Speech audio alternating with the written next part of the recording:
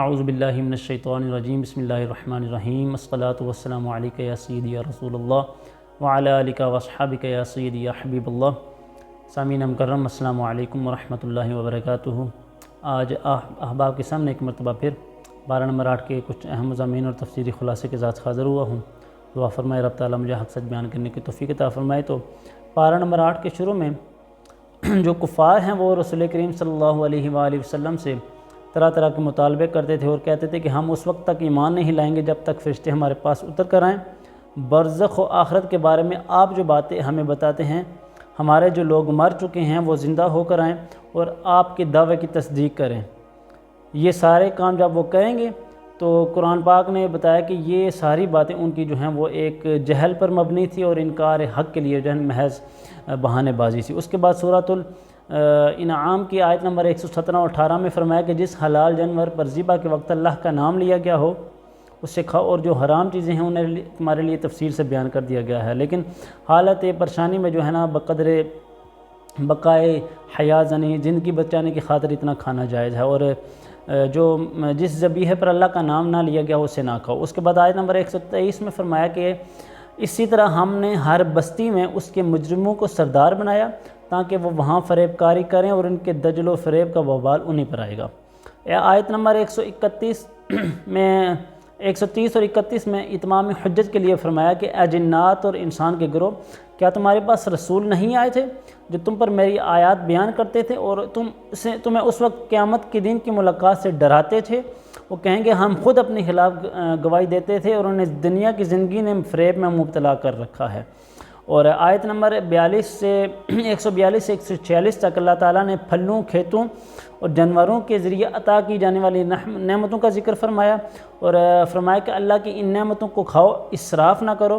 شیطان کے نقش قدم پر نہ چلو، پھلوں اور کھیتوں کے پیداوار میں اللہ تعالیٰ کے حق یعنی عشر یا نصف عشر کو ادا کرو۔ پھر فرمایا کہ یہود کی سرکشی کی وجہ سے ناخن والے جانوروں اور گائے اور بکری کی چربی کو ان پر حرام کر دیا گیا تھا، انہوں نے اسے پگھلایا اور فروخت کر دیا اس وجہ سے۔ اس کے بعد آیت نمبر 152 تا 54 میں فرمایا کہ اللہ تعالیٰ کے ساتھ کسی کو شریک نہ ٹھہراؤ، والدین کے ساتھ حسن سلوک کرو، تنگ دستی کے خوف سے اولاد کو قتل نہ کرو، ظاہر و مستور فحاشی سے اجتناب کرو، قتل حق نہ کرو، یتیم کا مال ناجائز طریقے سے نہ کھاؤ، لین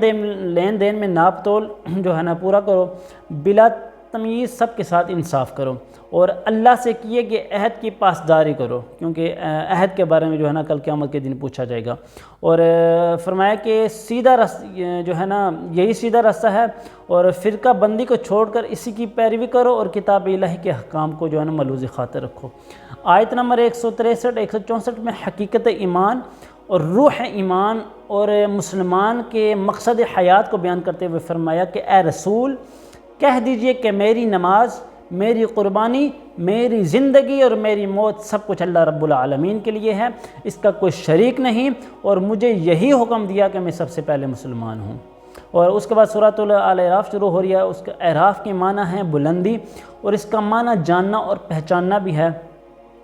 اصحاب اعراف کے بارے میں ایک قول یہ ہے کہ ان کی نیکیاں اور گناہ برابر ہوں گے، اور ان کا مقام جنت اور دوزخ کے درمیان ہوگا، یا یہ وہ لوگ ہوں گے جو اہل جنت اور اہل جہنم کے پہچاننے والے ہوں گے، اور ایک قول کے مطابق یہ انبیاء ہیں یا ملائکہ ہیں۔ اس کے بعد آیت نمبر 8 میں بتایا کہ قیامت کے دن اعمال کا وزن کیا جانا حق ہے، جن کی نیکیوں کا پلڑا باری ہوگا وہی فلاح پانے والے اور کامیاب ہیں، اور جن کی نیکیوں کا پلڑا ہلکا ہوگا وہ نقصان اٹھانے والے میں سے ہو جائیں گے۔ اس کے بعد آیت نمبر 11 سے 27 تک جو ہے نا آدم علیہ السلام اور ابلیس کا واقعہ بیان ہوا۔ اس کے بعد آیت نمبر جو ہے نا 126 سے 27 میں اللہ تعالیٰ نے مقصد لباس بیان فرمایا کہ ہم نے بنی آدم پر لباس اس لیے اتارا کہ ان کی ستر پوشی ہو، سامان زینت ہو، اور سب سے بہتر لباس تو تقوی ہے۔ پھر بنی آدم کو متنبہ کیا گیا کہ شیطان کے مکر و فریب میں نہ آئیں، اور اس کو یہ ملقہ دیا گیا کہ وہ تمہیں ہر جہت سے دیکھ سکتا ہے۔ آیت نمبر 57 میں اللہ تعالیٰ نے باران رحمت کے نظارے کے بارے میں بتایا کہ اس کے حکم سے ہوائیں پانی سے بھرے بادلوں کو اٹھا کر لے جاتی ہیں اور بنجر زمین پر برسا کر اس میں اللہ تعالیٰ کی نعمتیں پیدا کر دیتی ہیں۔ پھر فرمایا کہ اچھی زمین اللہ کے حکم سے سبزہ اگاتی ہے اور خراب زمین جو ہے نا باغ و بہار میں جو ہے نا وہ سبزہ نہیں اگاتی، جو ہے نا فصلیں نہیں اگاتی۔ اس کے بعد آیت نمبر 59 سے حضرت نوح علیہ السلام اور ان کی قوم کے حالات بیان کیے گئے۔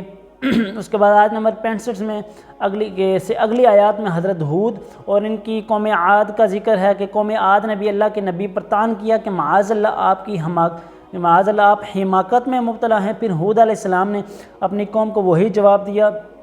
جو حضرت نوح علیہ السلام نے اپنی قوم کو دیا تھا۔ حضرت ہود علیہ السلام نے قوم عاد کو انعامات الہیہ کا شکر ادا کرنے کی تلقین کی، ان کے انکار کے سبب ان پر اللہ کا عذاب اور غضب نازل ہوا اور اللہ نے حضرت ہود اور ان کے ساتھیوں کو نجات دی۔ اس کے بعد آیت نمبر 73 میں حضرت صالح اور ان کی قوم سمود کا ذکر ہے۔ قوم سمود کے لوگ بڑے طاقتور تھے، یہ پہاڑوں کو تراش کر ان کے گھر بناتے تھے، گویا ان کو اپنی طاقت پر بڑا ناز تھا۔ پھر قوم سمود نے اللہ حکم کی نافرمانی کی، حضرت صالح کو معجزے کے طور پر دی گئی اونٹنی کی کونچیں کاٹ دی۔ اللہ تعالیٰ نے ان کی سرکشی کی سزا اس طرح دی کہ ان پر رات کو زلزلے کا عذاب ہے اور صبح کو اپنے گھروں میں اوندے منہ پڑے ہوئے رہ گئے۔ یعنی آیت نمبر 80 سے 84 تک حضرت لوط اور ان کی قوم کا ذکر ہے کہ وہ بے حیائی میں اپنے زمانے کے سب لوگوں پر سبقت لے گئے، وہ اپنی جنسی خواہش کو غیر فطری کے طریقے سے پورا کرتے تھے، اور جب اللہ کے نبی عذاب کا ڈر سناتے تو وہ اسے مذاق سمجھتے۔ بالآخر اللہ تعالیٰ نے ان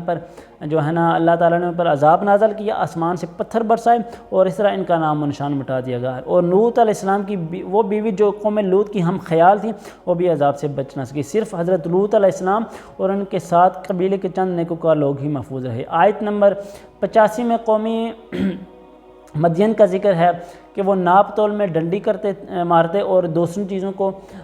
دوسروں کو چیزیں جو ہے نا کم تول کر دیتے تھے، اور راستے میں بیٹھ کر اہل ایمان کو ڈراتے اور انہیں راہ راست سے روکتے تھے، اور انہیں بھی یہی کہا گیا کہ فساد فی الارض سے باز آ جاؤ اور اپنے سے پہلے سرکش امتوں کا انجام دیکھ لو۔ یہ تھے پارہ نمبر 8 کے کچھ اہم مضامین اور تفصیلی خلاصہ جو آپ کے سامنے کیے ہیں۔ دعا فرمائیں رب تعالیٰ ہمیں اس کو سمجھنے، اس پر عمل پیرا ہونے اور اس کو آگے پھیلانے کے بھی توفیق عطا فرمائے۔ وآخر دعوانا ان الحمد للہ رب العالمین۔